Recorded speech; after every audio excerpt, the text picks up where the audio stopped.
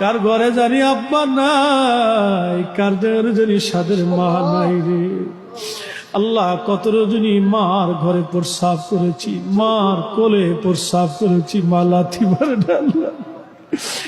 এই বুকের মধ্যে জড়িয়ে ধরে মা বার চুমা খাইয়া আদর করে কলিজার ভিতরে লুকিয়ে রাখছে মা জননী।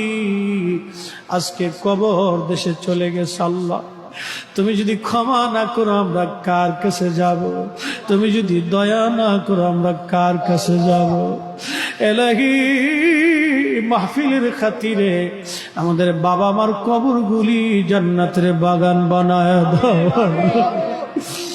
রব্বি রহমহুমা কামা রব্বায়ানি সগীরা। বলছো তুমি কোরআনে